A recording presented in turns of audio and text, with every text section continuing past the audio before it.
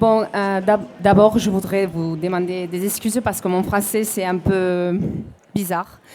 Euh, pour l'instant, je veux vous demander que si vous voulez faire de piquet-livre, on doit ranger notre machine domestique.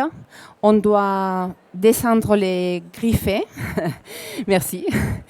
Et après, on doit changer la pâte, le pied pour faire des piquets-livres. Voilà. Après, pour la machine domestique, on devrait utiliser des gants pour bouger le quilt, les tissus, parce que c'est plus facile avec des gants pour bouger dessus de la machine les tissus. Après, on a beaucoup de rouleurs.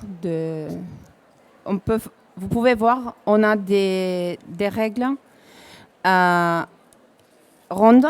Après, on peut faire une autre plus petite, d'accord. Ici, si vous voyez, ils ont la mesure une et demie de inch. Je sais pas, inch, c'est en français aussi, d'accord. Une trois quarts et la moitié d'une inch, d'accord. Comme ça, vous voyez. Ici, vous pouvez faire c'est pas des moules, je sais pas comment vous disiez. Gabarit, voilà. Excusez-moi, mais les noms techniques en français, je ne les connais pas. Et après, vous avez le angle recte de 90 degrés pour utiliser aussi. Si vous avez besoin de faire une courbature sur un quilt, par exemple, si vous connaissez la Lone Star, vous connaissez. On peut faire cette mesure, c'est parfaite pour faire les petits blocs de la Lone Star. Okay. Ici, vous avez une règle petite qui vous donne le quart de inch sur la règle. Vous mettiez ici la pâte et il vous fait juste le quart de polsé, de inch, d'accord. Après, ici, on dit qu'on a le mini scallop. On dit c'est pour faire des petites. Vous m'avez dit avant. C'est comme les moules mais plus petits. Ok, excusez-moi, mais et celle-là, ici, vous avez la même règle, un peu plus longue que celle-là.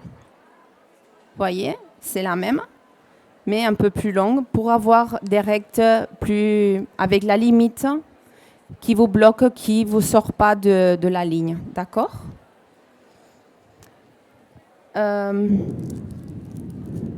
Après, on a un petit adhésif qu'on place au-dessus de les règles pour qu'ils ne bougent pas aussi, d'accord. Et à la fin, on a celui-là, que c'est comme pareil que celui-là. Voyez, c'est la même mesure, mais après, vous aviez des autres mesures pour faire de clamshell, qu'on dit en anglais, voilà. Et des autres mesures pour faire beaucoup de dessins que vous voulez faire. C'est toujours, on place la règle à côté de la pâte et on doit bouger le quilt en même temps qu'on bouge les règles. Et voilà, c'est tout, c'est faire beaucoup de pratique. Et si vous avez besoin de l'aide, nous sommes dans le stand de Handy Quilter et je peux vous aider dans tout ce que vous avez besoin. Enchantée et merci.